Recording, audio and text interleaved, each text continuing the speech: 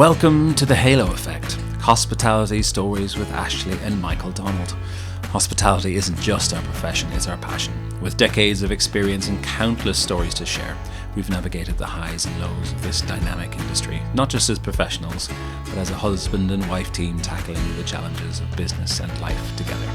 This podcast is your invitation to step behind the curtain of the hospitality world. We'll share real experiences, lessons learned, and the moments that have shaped our journey, offering inspiration and insights for anyone walking a similar path.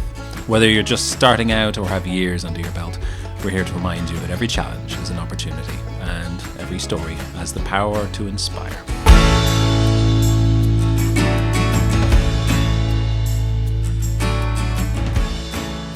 Hello and welcome back to the Halo Effect Hospitality Stories with Ashleigh and Michael Donald. We've been travelling quite a lot recently. Hospitality has been on the road. I think, conference season as well underway, isn't it? It very much is. And this week, well, as we're recording it this week, Ash, you're just back from Independent Hotel Show in London and the Olympia. How was it this time? This is probably your second year going? It is. Second consecutive year, and you've been, I think, 2 or 3 times before that. Two before that. Oh, look, I mean, there's so many great shows out there, but for me, it's one of my favourites. I love the venue. I think it's perfectly set up to have the right mixture of, suppliers, really engaging stages, and they had some really kind of more intimate spaces, I think, which allowed for kind of breakout and more kind of in-depth discussion. It's just always great to see everyone in one place. I think everyone really makes the effort to kind of pop in. So I think to have that opportunity to, meet with clients, see some former clients that have, maybe moved on to new roles. And then, of course, to meet new people that you've maybe kind of done podcasts with. Exactly, and just not had the chance to meet face to face and have those kind of chance conversations, which often lead on to many more things. So, fantastic. I think that one noticeable change at Independent Hotel Show this year was that their pricing models changed. They would, often, have obviously the exhibition costs and to kind of take a stand as a supplier. And all of the sort of programming that goes around with that. And then if you're working in the industry or you're an interior designer, your ticket is free. But then there's a kind of slight grey area in the middle for consultants and sort of smaller suppliers where there is a cost to attend, and I think that did preclude a number of people who a lot of people were put off that have been sort of there in previous years.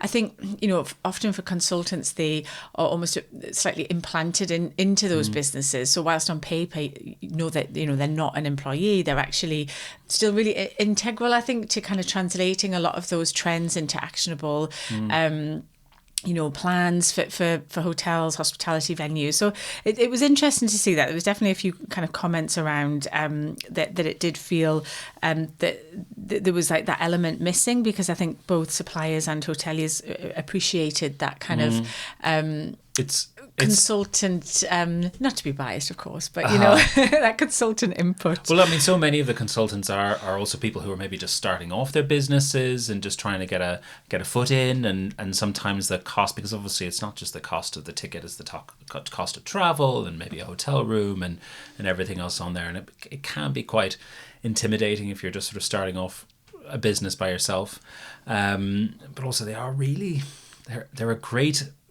extra piece of advisory service and a connection between suppliers and clients as well, and it is a really important part of the business. So I mean, I think there's definitely consultants can get great value in doing it. I know in the past whenever we've been there, we've met clients, met lots of new connections, it's always been new clients.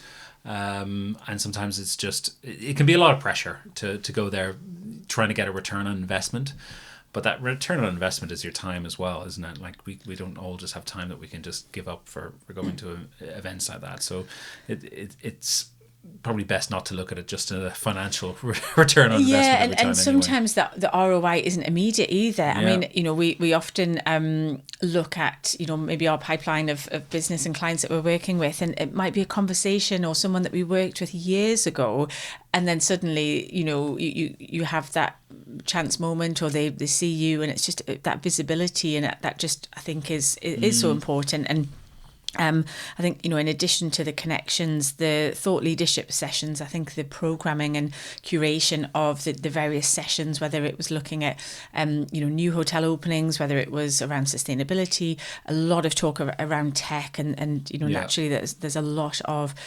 suppliers in that kind of tech field that were there, and incredible to see, even just within the year, the acceleration of AI, and that was very much, I think, at the kind of front of people's minds, and just hearing different perspectives from both the tech companies to the sort of the individual hotels who are trying to decipher all of the options and seeing what works for them, and just some of the advice from some of those like real tech specialists about how to approach your tech stack within the hospitality. So some really interesting conversations as always at International Hotel Show and Independent Hotel Show, and of course that was just off the back of the annual hotel conference in Manchester, which is the week previous, which is more of a, I would say, kind of investor community as well as operators. So we had a few of our clients I think attending a similar thing as well. there as well. I think the costs of AHC are even higher for sort of consultants and suppliers in the business, and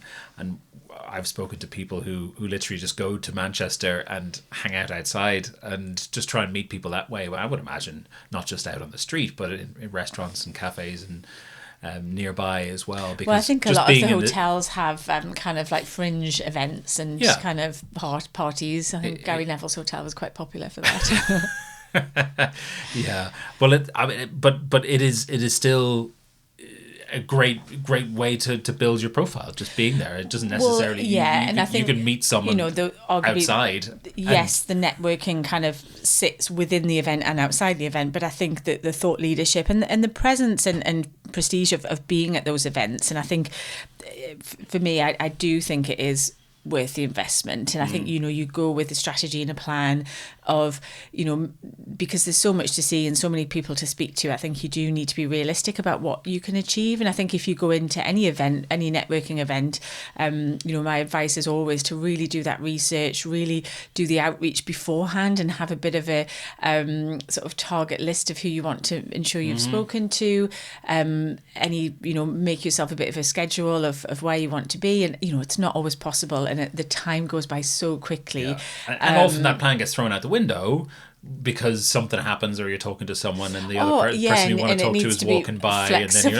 and then but in that situation also, you could very easily not just miss out on the person that you wanted to speak to, but if you're also have one eye on the person who's walking past that you wanted to speak to, that you plan to speak to, and now you're not showing full attention to the person you are actually speaking to, I think that can ruin that conversation as well. Yeah, the old looking over the shoulder. Looking over the shoulder. It's an absolute pet peeve.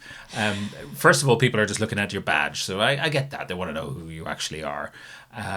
But if they then look at your badge and then immediately start looking straight over your shoulder, then they're not interested, and nothing's going to come from that. And I think it just sets a terrible tone, and you're better off dedicating just 2 minutes of making eye contact and talking to someone specifically. Yeah, I mean, something might come. Yeah, exactly. You have no idea just don't what's know, and it might not even necessarily be them or their company. It might be someone that they know in their network. And look, I think the hospitality industry, and we've worked in it for many years. It's such a small world, and I think it is just so people's business. We need to invest that time into making those connections with people, as you say. I think it's a small industry, and both positive and negative experiences could be passed on very, very easily. Just like guests would pass on positive and negative experiences, even more so the negative experiences. I think it would happen in the networking as well. I think if you met someone there and they really didn't treat you well at all, then you would share that story with people. You go, oh God, I wanted to talk to that person, and they weren't very nice. Yeah, I You know, it's not like, going to be yeah, it's like when they say never meet your heroes. like heroes. Yeah, exactly.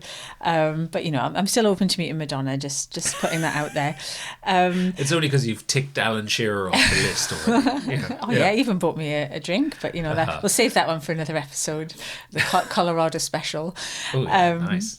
So, But when you have a plan, because we have some clients that also decide to go to events and conferences and events based on and wanting a certain ROI, because of course the industry, we do need to be protecting profit. We do want to sort of, any money that we spend, we want to kind of see where that is. And I know it is almost impossible to say to put down revenue from a new client based on one particular thing, and just being at a conference doesn't necessarily, it's not going to maybe complete a deal or get a deal done from scratch.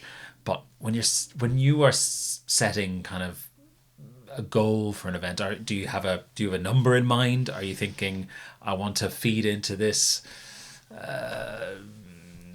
funnel, a sales funnel, or are you thinking about that, or are you just saying I want to make the most of my time while I'm there? Yeah, I think it is hard. I mean, obviously, you know, in a perfect world, wouldn't it be great if we all came away from these events with, you know, a solid lead or two to follow up? But Yeah.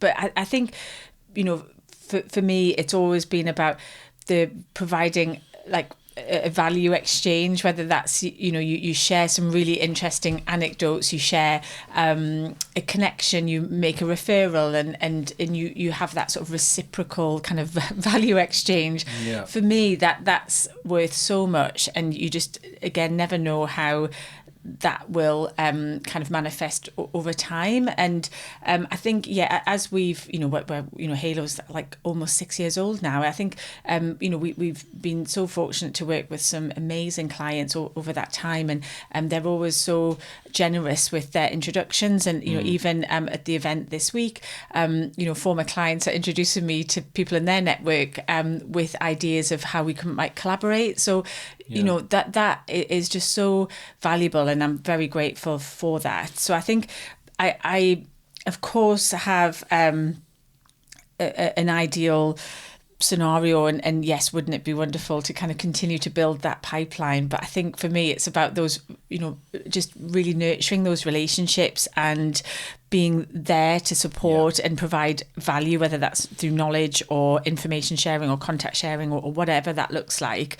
And I think, you know, often it's about, you know, being in the room and not, you know, it's such a busy industry, and we all kind of go back into our day jobs, and you know, we've got deliverables, and you know, and I've you know, been working on some quite specific campaigns for amazing clients, and we've achieved so much in the last a few months with kind of hotel openings, and you know, you're in that day to day. So I think, yeah, to have that opportunity to kind of step out and reconnect with your like industry friends is valuable. And then you also then bring those fresh ideas back to your clients as well, and the sort of cycle begins again. So yeah, no, I think really valuable. But it's amazing how often we take such pleasure in doing those introductions with someone and helping people solve problems, whether it's solving our own problems in our own work lives, or whether it's I've just thought of that person who'd be able to help you do that. Yeah, and definitely. Sometimes them taking a step away from their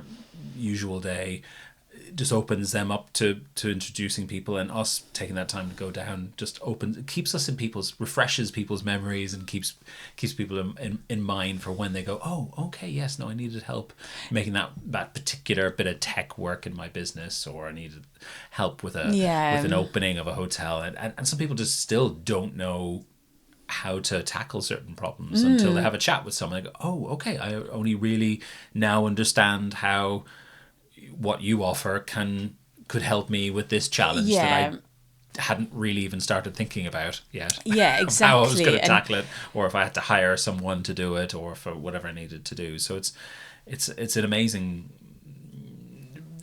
beneficial way of just reminding people what we do and where we are and how easy we are to contact if they need any sort of help at all. Yeah, no, exactly. But I mean, so I suppose aside from the networking, which is absolutely such a valuable part of that, I think some of the common themes. And I think through, chatting to our clients that have attended numerous events, whether it was the Tech Expo at the Excel, which was at the end of September, and we've had clients out in Rome at the hospitality event, and then, the multiple events kind of happening in London. I think, we're still hearing the impact of costs on the hospitality sector, and I think that's something I know that has been spoken about, and how we mitigate those costs, protect profit, how we the industry, not just hospitality, but the industry's had to absorb hikes in national insurance, and continue to deal with inflation, particularly with food costs.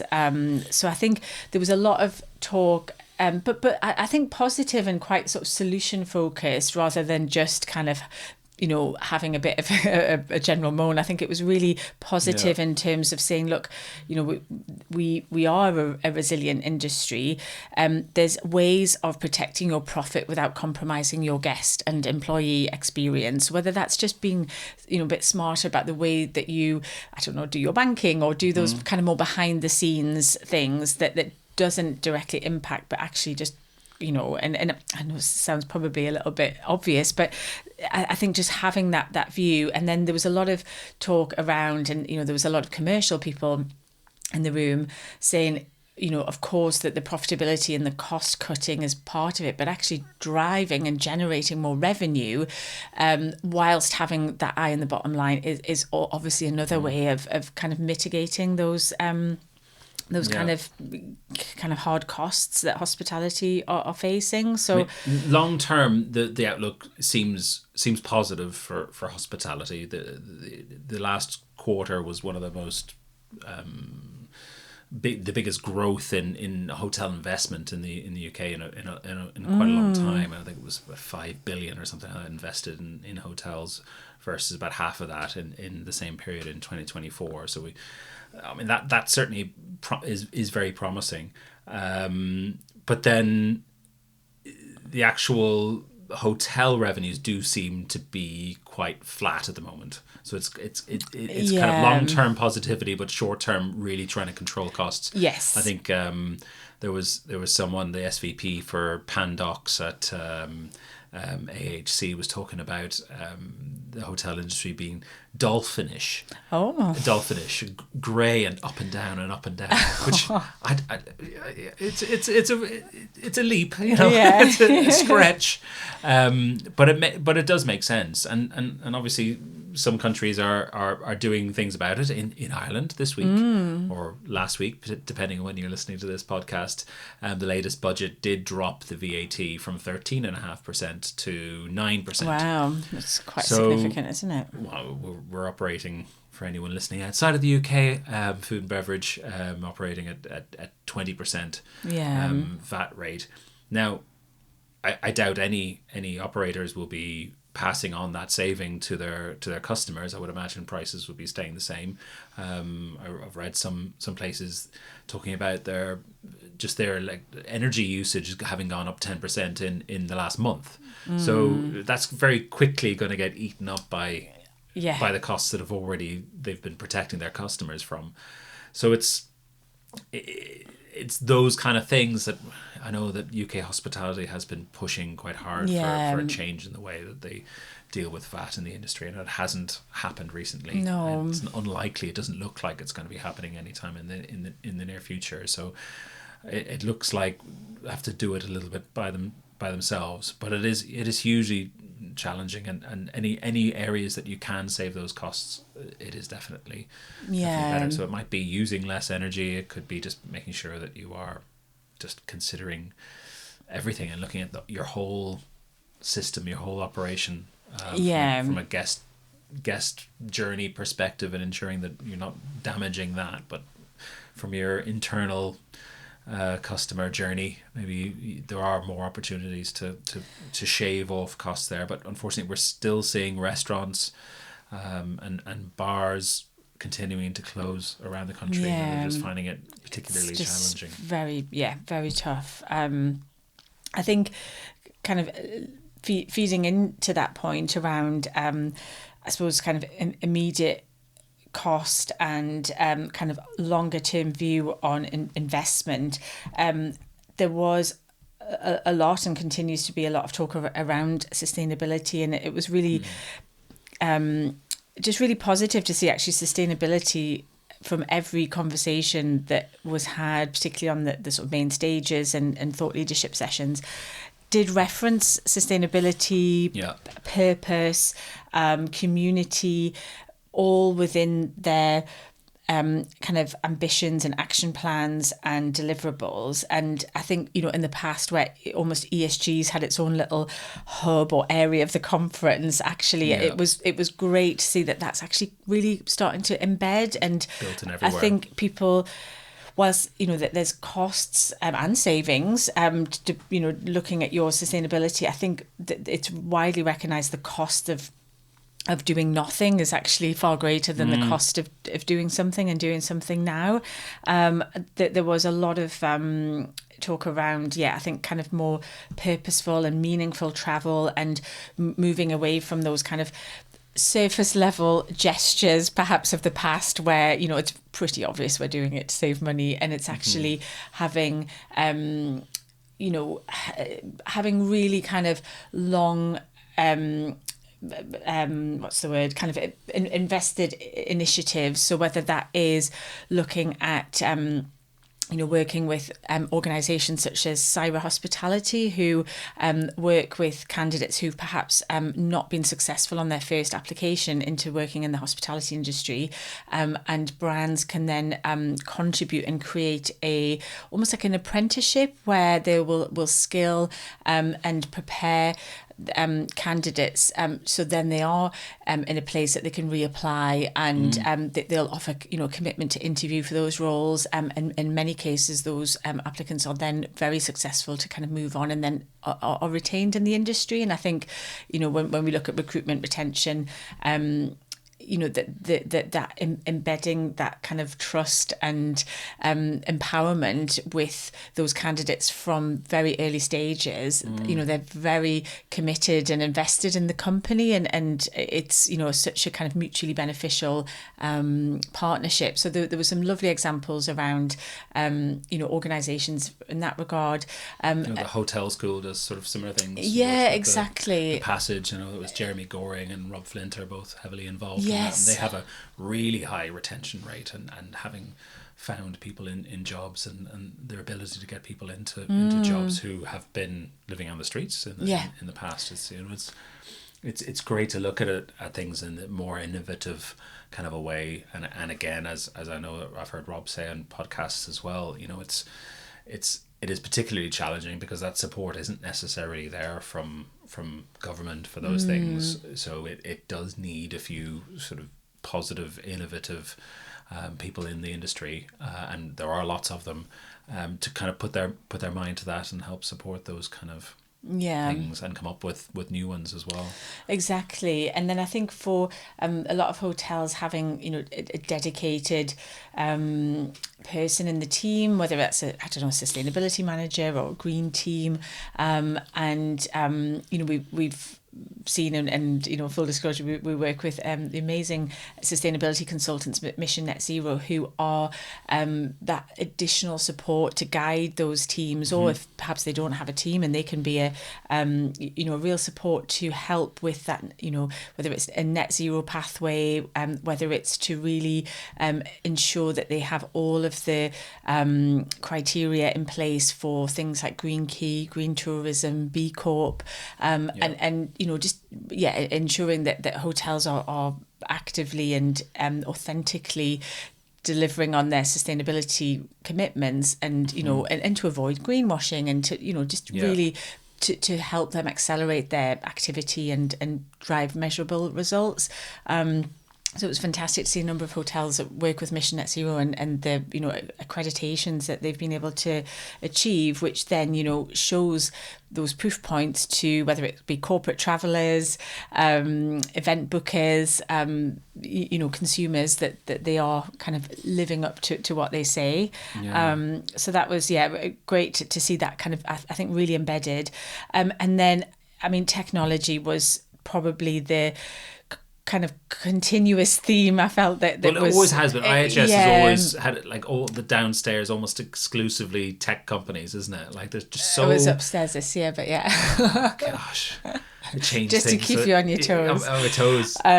But yes, they had a whole, and then they had a kind of like a tech innovation stage as well, so obviously the content around that, but it was great, and had lots of conversations with amazing kind of partner suppliers that we've worked with, whether it was Harry Fielder from Umi Digital, who's also co-chair of the Hotel Marketing Association, whether it was Alessandra Leone, who has recently moved to Focus Group, who provide a lot of the kind of infrastructure to enable all of these apps and kind of tech solutions that were being showcased.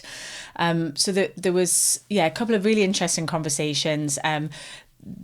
One was around that as a digital agency which build websites, deliver digital marketing campaigns for hotels, provide sort of tech support from a digital marketing perspective, they were increasingly finding that they were receiving briefs for certain deliverables, and actually the team were like, I'm not sure that is the solution that you need based on your strategy and based on what tech is available, and actually let's just take a step back and do a full kind of map of your legacy tech stack, what your strategy is, who your audience are, how we need to be communicating with them, and let's actually rewrite the brief, and then we can give you a sort of tech roadmap. And there might be areas that you say, okay, look, I'm aware that that's maybe a bit of a weak spot, but we just don't have the opportunity to invest in that, but I'm aware of that, so therefore a workaround is this temporarily, and then we'll move to this stage.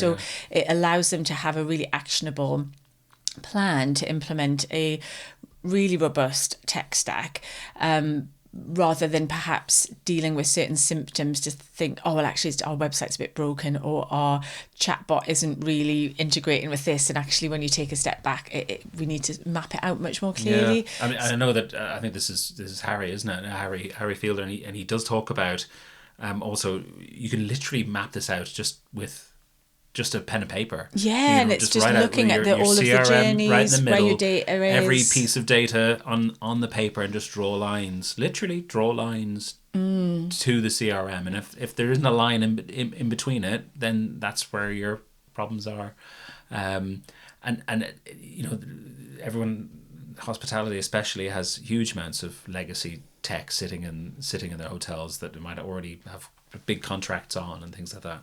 And it is really important that you get the most out of what you already have as well, because just reusing and getting new technology in to solve problems that might just be a lack of training or a lack of innovation is important.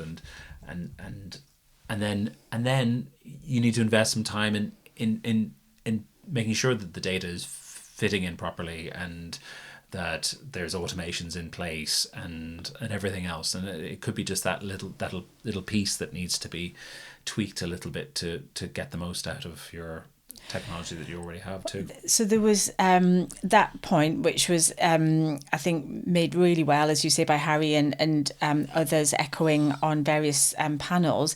And then I think coming back even further was a point that Alessandra made, head of hospitality at the newly launched Focus on Hospitality, which is part of Focus Group. And she was saying that actually it's that the infrastructure and it's the hardware, whether it's your telephone system, whether it's your bandwidth, whether it's the building blocks of your tech. It's getting that right and ensuring that that's going to work for all of these apps and systems that you then layer on top. So she said, often one of the biggest complaints that they have is, we've got all of this stuff, but it just doesn't work, or it's not quick enough, or no signal in this part of the hotel, or whatever. Exactly, we've got all of these black spots. So sometimes it's just getting it's like building a house, isn't it? It's like the foundations, and then you kind of layer it and add your extensions and your sort of flows on top of that. But I think that there was still a consensus that there is so much tech, and then of course AI is very much at the forefront of everyone's minds, and that pressure to sort of think how are we fully optimizing it. And I was having individual conversations, so with head of marketing of hotel groups and things, and everyone is using it, and everyone's sort of dabbled in some way, but I got this sense that there wasn't an overarching sort of company strategy or approach, or sometimes awareness around like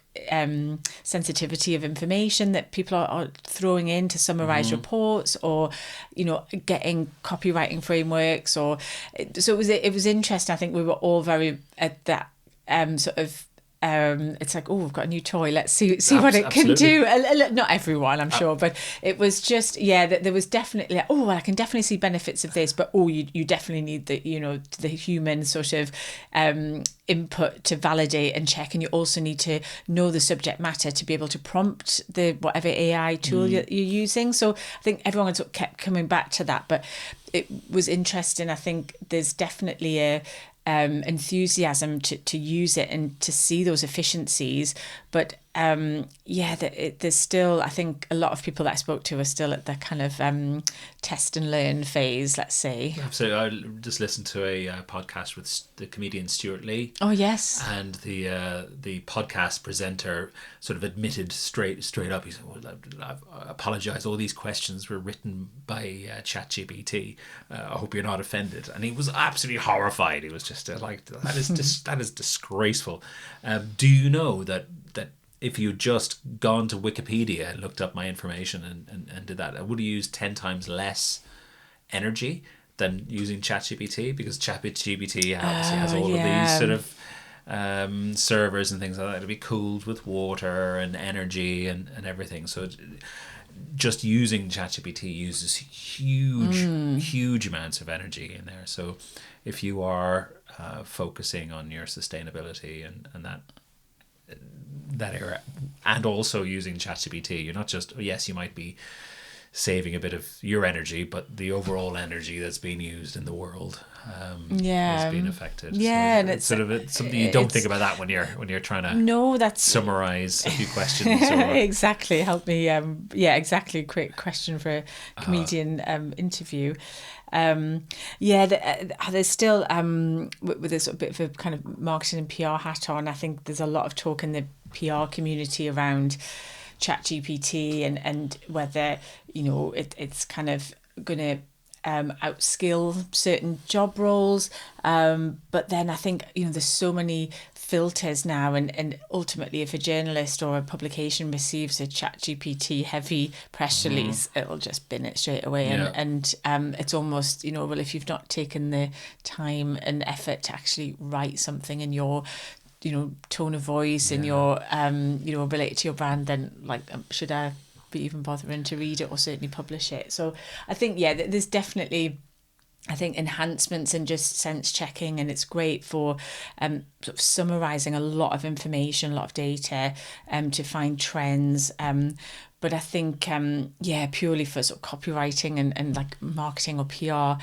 content, you've just got to be mindful. It's there as a bit of a planning tool. So I think interesting to see technology, and I think obviously that's just going to be an ongoing theme, and talking about accessing and using your data essentially really well. But no, it was really very fruitful in terms of getting those amazing anecdotes from people at the event. And then events coming up, there's a few, obviously there's sort of WTM Of course, yeah, big one. More events and already planning for 2026. We have a lot of clients that like to go along to things like the International Hospitality Forum, IHIF, in 2025. So they're already sort of looking at their plans and their themes for those events. Yeah. So it is something. It is interesting to see these events. I mean, it is great to get along to a couple of a year, like not necessarily all of them. I think if you try and go to too many events, exactly, you're going to get a lot of the same message. You're going to get a lot of the themes. You're going to get talked about technology and AI. You're going to get sustainability, unless you go to one in America, I suppose, where they talk a lot less about sustainability, and you're gonna hear about costs. Pretty much any of the UK and Ireland and European events, but we highly recommend that you get along to some and say hi and reach out to people and invest in yourself and in your business. Sometimes great opportunities come from just a little conversation. Yeah, exactly. And I think it's good, go along to them once and make a informed decision whether it's the right kind of event for you. There was talk of a new event starting in I think February. I'm just having a quick look at it now. So it's called No Vacancy, coming to London in 2026. It's Australia's important and biggest hotel and accommodation industry event, according to its website. But it's coming to London for the first time next year. So that is Q1 next year. So interesting, I think, potentially tapping into some of the independent hotel show crowd. Oh yeah. So we'll see if the consultants move across to that event. But yeah, I mean, I've definitely marked that on my calendar just to do a bit more research and look. But I think when we're advising clients and which events that they should go to, I think we often do a bit of an ROI piece on ticket cost and opportunity. And as we said earlier, sometimes it's hard to make that black and white assumption, but of course I think having a budget to go along to these things as part of your wider marketing and visibility budget as a business owner, and then I think from a hotelier's perspective, often if you're working in hotels, these are events are free to attend, and if you can just spare half a day and just walk the floor and meet some new suppliers, meet some industry peers, it's a really valuable way of staying connected with the industry and with the people. So highly recommend, and look forward to getting my diary out and planning what's next. Thank you for listening to The Halo Effect, Hospitality Stories with Ashleigh and Michael Donald. We hope today's episode has offered some insights and encouragement to anyone navigating the world of hospitality or entrepreneurship. We'd love to hear from you.